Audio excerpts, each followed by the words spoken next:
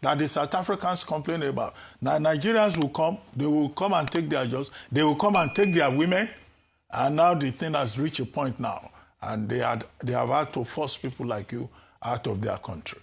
When you look back, do you think that Nigerians are guilty as charged? They even say Nigerians run drug operations in their country.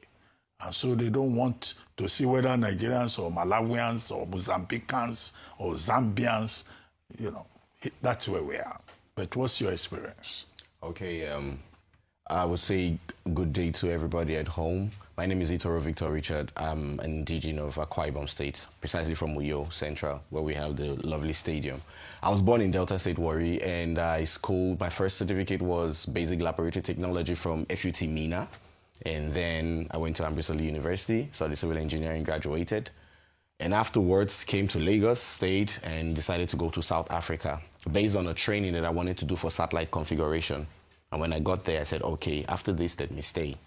And with that, I started looking into small-scale businesses like auction cars, accident cars that I can refurbish and sell, and also into thrift marketing for clothes that are coming in from overseas and other businesses. But at the same time, my experience there in South Africa was,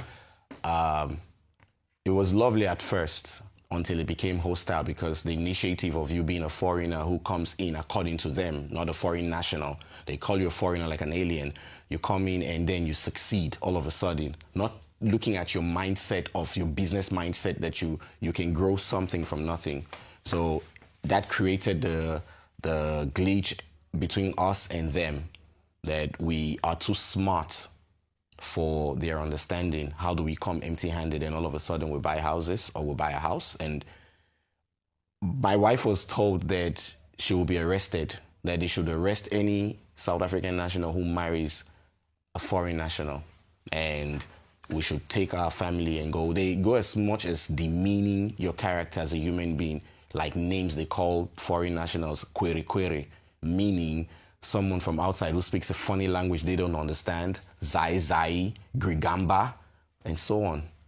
So I wasn't a bad experience with trying to do my business and live my life like a normal human being. It was a bad experience having to encounter hatred from people every day just because you're a Nigerian. All right, you live in South Africa, having talked about what you've been able to build and even setting up family life must have been difficult.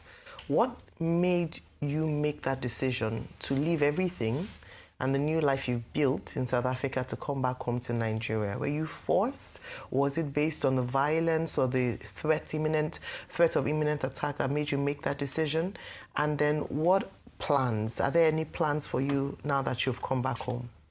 Well, the reason why I actually left South Africa, it's very wise. Someone said to be forewarned is to be forearmed. And I left because of a lot of threats, physical threats. It's as bad as where I was living in the suburb. There's a guy in the petrol station, they call it garage, told me, he said, come 30th, you will see a different me. This is somebody I buy petrol from.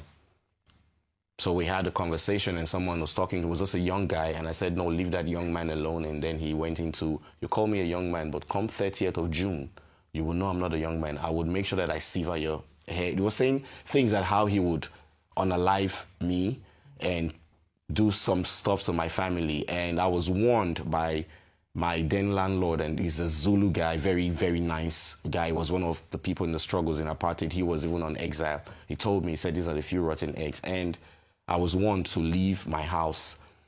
But that day, I felt it was just God. I went to my cousin's. I wanted to see where he was living, the new place. And the next day morning, two Malawians that were next door were unalived. One was mauled, the other one was hit with bricks. I actually went there to look at them. It was a gruesome scene. I couldn't really, the police were there, the Metro police, and they told me that I would be next, that it will come and destroy my house. So I had to. Because I sell cars, of course I had two vehicles, and I had a house I went into mortgage for about 2 years now. So I had to sell. One was vandalized, and the other one I had to sell cheaply just to get my family to my in-laws and get my children back to the in-laws and my wife to a new apartment somewhere else, which I didn't disclose. Even the movers, like the U-Haul movers, was someone from a different suburb I had to bring so that the people from my suburb don't know where my wife went to. She even called me now and said she is being also questioned and saying, why did you marry a Nigerian? So the reason why I left was basically because of life-threatening messages. Even on Facebook, they go as far as my Facebook to say, if I don't leave vertically, I'm going to leave horizontally, I'm going to leave in a body bag. A lot of threats that were physical that I couldn't handle. So I had to take my life first and come back home because home is the right place where I'm supposed to be.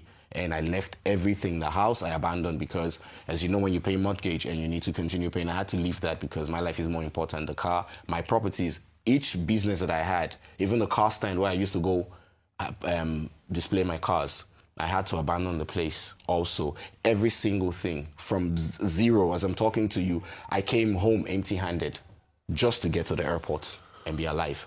Okay. I ask you, I'm sorry about what you've gone through. I mean, it's not easy. Yeah.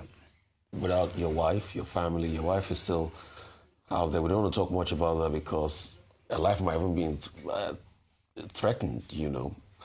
But let's talk about compensation.